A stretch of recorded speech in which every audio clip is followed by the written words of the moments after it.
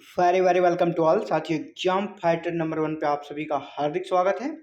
Jharkhand TET 2024 के इस classes में आप सभी का स्वागत है, जहाँ पे हम लोग सीडीपी की क्लासेस देखेंगे और यह आपके 1 to 5 एंड 6 to 8 दोनों के लिए यूजफुल रहने वाला है।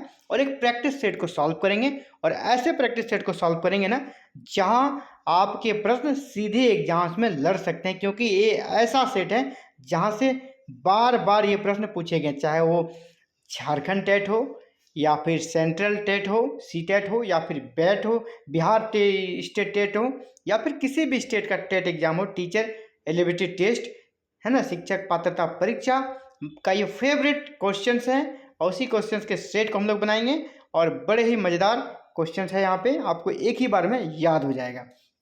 सीडीपी बाल विकास के एक प्रैक्टिस सेट में हम लोग इंटर करते हैं। चलिए स्टार्ट करते हैं क्लासेस को। पहला प्रश्न आप सभी के लिए आपको दिख रहा होगा आसानी से, ठीक है। शिक्षा का अधिकार अधिनियम 2009 के अनुसार विशेष आवश्यकता वाले बच्चों को पढ़ना चाहिए। विशेष आवश्यकता वाले बच्चों को पढ़ना चाहिए। कैसा पढ़ना चाहिए?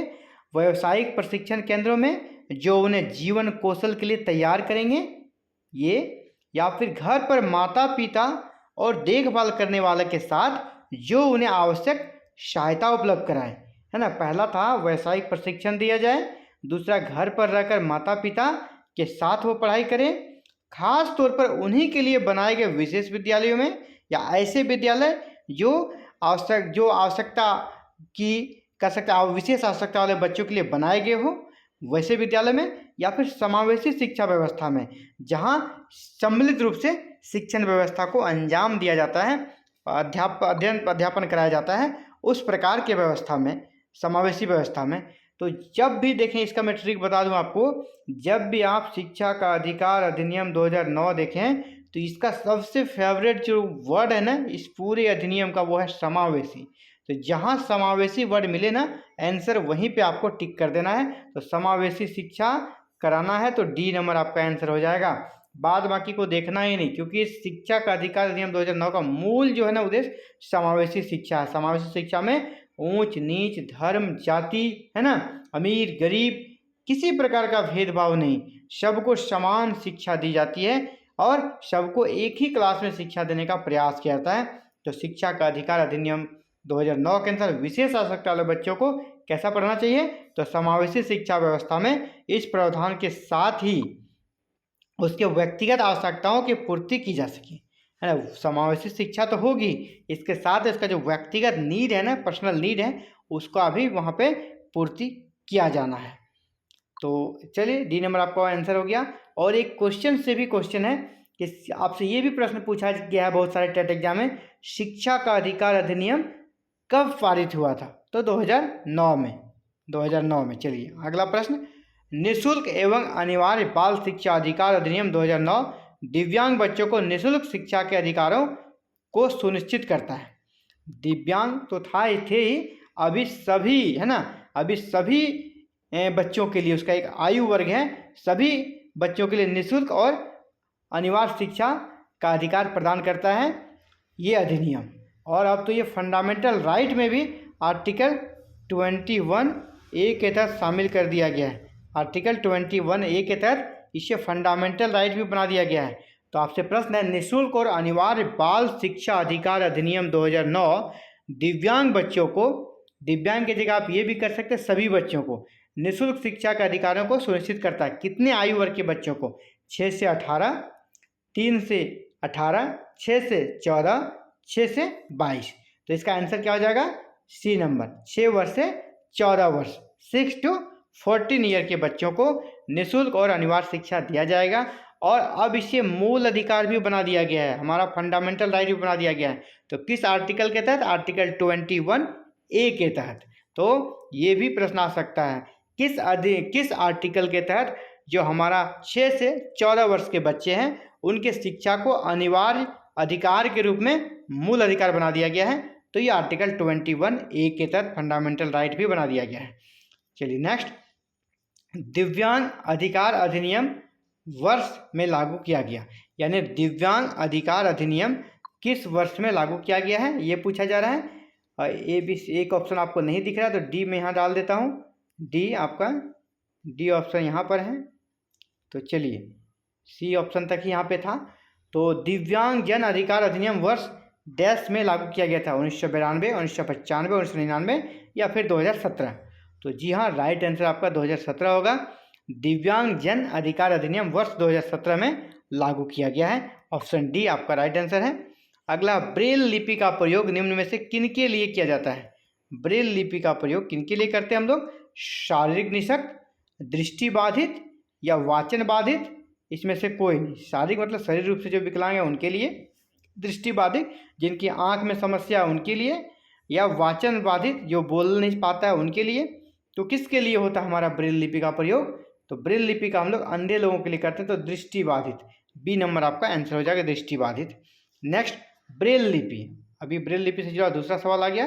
ब्रेल लिपि के जनक यानी ब्रेल लिपि का आविष्कार किसने किया?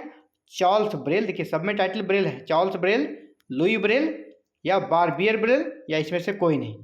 तो ब्रेल टाइटल देख के कन्फ्यूज हो जाते हैं बच्चे, तो आपको अच्छे से कंठस्थ कर लेना है कि ब्रेल लिपि के जो जनक थे ना उसका नाम था लुई ब्रेल। क्या नाम था? Louis Braille. तो बी नंबर आपका राइट आंसर हो रहा है। चलिए आगे बढ़ते हैं। नेक्स्ट, विकृत लिखावट से संबंधित लेखन की योग्यता में कमी किसका एक लक्षण है? विकृत लिखावट से संबंधित यानी खराब लिखना, अच्छा लिख नहीं पा रहा है बच्चा। विकृत लिखावट से संबंधित लिखने की योग्यता में कमी किसका एक लक्षण है? किसका एक लक्षण है? डिस्प्रैक्सिया, डिसकैल्कुलिया, डिसलेक्सिया या फिर डिसग्राफिया। यानी जो अच्छा से लिख नहीं पाता है, विकृत लिखता है, जिस बच्चे में इस प्रकार कैसे उसमें सुधार नहीं हो पा रहा है, तो वह किससे ग्रसित है? वह डिसग्राफिया से ग्रसित है। किससे ग्रसित है? डिसग्राफिया उसको बोलते हैं। तो ऑप्शन डी आपका राइट आंसर होगा। नेक्स्ट, क्वेश्चन नंबर 7, संप्रेषण संबंधी अक्षमता है। संप्रेषण संबंधी अक्षमता है, तो संप्रेषण संबंधी अक्षमता का क्या मतलब है, या इसके लिए कौन सा टर्म, संप्रेषण संबंधी अक्षमता के लिए कौन सा टर्म यूज किया जाता है? सबसे पहले आपको समझना होगा संप्रेषण क्या होता है। संप्रेषण होता है कम्युनिकेशन स्किल, है ना। कम्युनिकेशन स्किल को हम लोग क्या बोलते हैं? संप्रेषण। तो संप्रेषण के लिए कौन सी अक्षमता होती है, यानी कौन सी अक्षमता होती है कि हम लोग कहते हैं कि उसमें संप्रेषण संबंधी समस्या है, वो कम्युनिकेशन स्किल उसमें डेवलपमेंट नहीं हो पाता है। तो किसमें? डिस्फेसिया, डिसग्राफिया, डिसलेक्सिया या डिसलेक्टिया। तो कौन सा ऑप्शन सही होगा आपका? डिस्फेसिया। जिसमें डिस्फेसिया होगा वो उसके कम्युनिकेशन स्किल अच्छा नहीं हो पाएगा। क्वेश्चन नंबर 8, राष्ट्रीय अस्थि विकलांग संस्थान स्थित है। राष्ट्रीय अस्थि विकलांग संस्थान कहाँ पर स्थित है? चलिए ऑप्शन पे चलते, सभी ऑप्शन देख लेते हैं। राष्ट्रीय अस्थि विकलांग संस्थान कहाँ पर है? देहरादून, मुंबई, कोलकाता या फिर सिकंदराबाद। तो राष्ट्रीय अस्थि विकलांग जो संस्थान है वो आपका कोलकाता में स्थित है। ऑप्शन सी आपका सही आंसर होगा। क्वेश्चन नंबर 9, निम्नलिखित संरचनाओं में से शिक्षा का अधिकार अधिनियम 2009 किसकी वकालत करता है? शिक्षा का अधिकार अधिनियम से जुड़ा हुआ फिर ये तीसरा प्रश्न है, किसकी वकालत करता है? पृथक्करण, मुख्यधारा शिक्षण, एकीकृत शिक्षा या समावेशी शिक्षा। मैंने क्या ट्रिक बताया था? जब भी आप शिक्षा का अधिकार अधिनियम 2009 को के बारे में दें, अगर ऑप्शन में आपको समावेशी शिक्षा मिल जाए, इसकी प्रमुख विशेषता में, तो आपको समावेशी शिक्षा पे चले जाना है।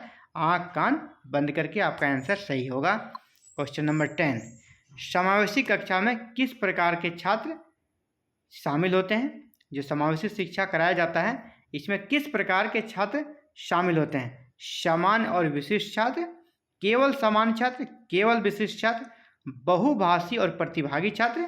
जी नहीं, यहाँ पे समावेशी शिक्षा होती है ना, वहाँ पे सभी सामान्य बच्चे भी और विशिष्ट बच्चे भी शामिल होते हैं। यानी सबको मिलाकर क्लासेस कराई जाती है, सबको मिलाकर शिक्षा दी जाती है। आप सामान्य हैं चाहे विशिष्ट हैं, आपको अलग अलग विशिष्ट को नहीं दी जाएगी और ना ही सामान्य या कमजोर को अलग से शिक्षा दी जाएगी, आपको एक साथ दी जाएगी, समेकित शिक्षा दी जाएगी। तो ऑप्शन ए आपका हो जाएगा सामान्य और विशिष्ट छात्रों के लिए। तो चलिए इसका ए हो गया। इस प्रकार हम लोगों ने आज CDP से जुड़ा हुआ एक इम्पॉर्टेंट प्रैक्टिस सेट को सॉल्व किया। ऐसे ही क्लासेस एग्जाम फाइटर नंबर 1 पर लगातार चलती रहती है। आप भी चाहते हैं क्लासेस को ज्वाइन करना और जेटेट में सफल होना, तो आप हमारे साथ जुड़ सकते हैं। हमारे साथ जुड़ने के लिए कोई फीस, कोई पेमेंट नहीं है। आपको करना है क्या, चैनल को सब्सक्राइब, बेल आइकन को प्रेस और ऑल बटन को क्लिक कर लेना, ताकि फर्दर क्लासेस की वीडियो आते ही आप तक नोटिफिकेशन जाए और आप क्लासेस देख पाएँ। इसके साथ और एक आप सभी के लिए न्यूज़ है कि टेलीग्राम चैनल भी एक्टिव कर दिया गया है। आप अगर चाहते हैं कि आपको जेटेट का नोट्स मिले, आप हमारे टेलीग्राम चैनल पे को ज्वाइन कर सकते हैं, जो आपको वीडियो के डिस्क्रिप्शन में मिल जाएगा। टेलीग्राम पे जाएंगे तो आपको अपडेट्स भी मिलेगी और जेटेट की नोट्स भी वहाँ पर प्रोवाइड करा दी जाएगी। तो thank you very very much for watching this video and connecting with exam fighter number 1।